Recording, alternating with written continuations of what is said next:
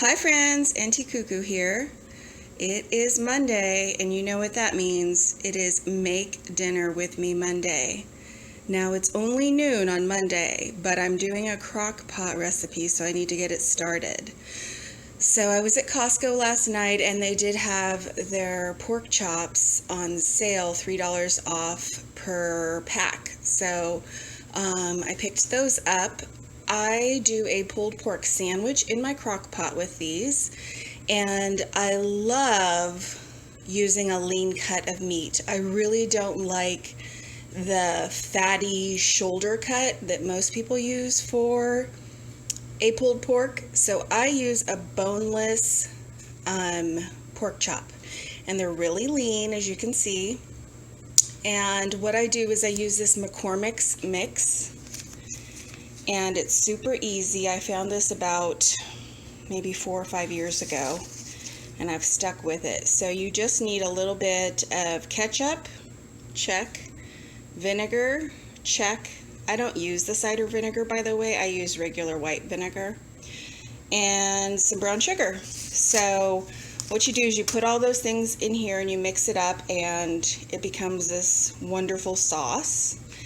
And then you just pour it all over your pork chops and set it to cook. Now, because it's noon and it's not like 8 o'clock in the morning, I'll cook this one on high so that it's done earlier than normal, but then I'm going to have to shred them. So anyways, I'm going to pause right here and put all the ingredients in the bowl, and I'll come back and show you what that looks like. Alright, so we are all mixed up here. It's a really thick consistency with the powder of the packet as well as the brown sugar. So just to give you an idea what it's going to look like. And then I just dump it.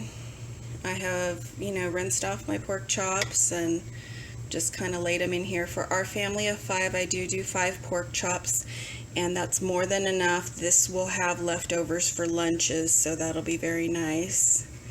And I'll just get a spatula and get the rest of that out and smother those chops. I'll show you that too. Alright, we are smothered and covered now. And that's it. Simple as that. I just put the lid on, and I'm going to fasten it.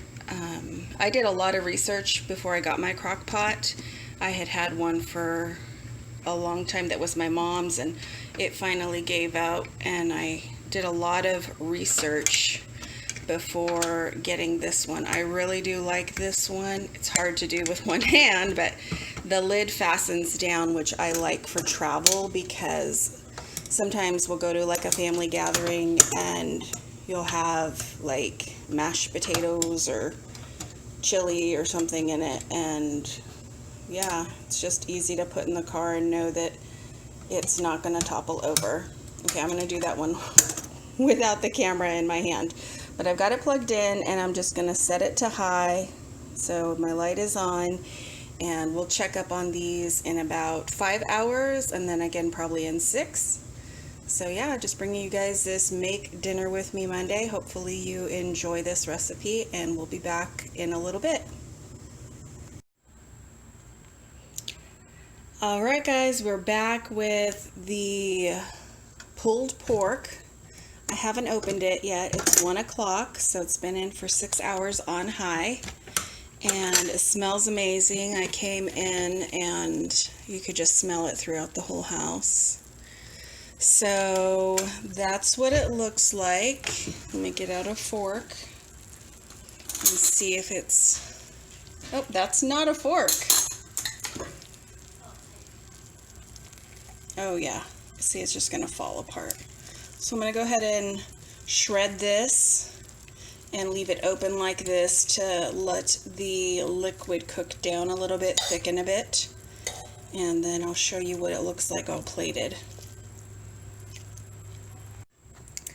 Alright guys, I just wanted to show you before I plate it. I just took a fork and just broke up the pork, and as you can see, once you do that, it does start to soak up a lot of the liquid. So I just like to leave the lid off of the crock pot, and it'll continue to just reduce a little bit before we plate it. All right, friends, there you have it. Finished product on a bun. Chopped up all that fruit from the 99-cent store. And we've got our delicious pulled pork sandwich for dinner. Thanks for making dinner with me.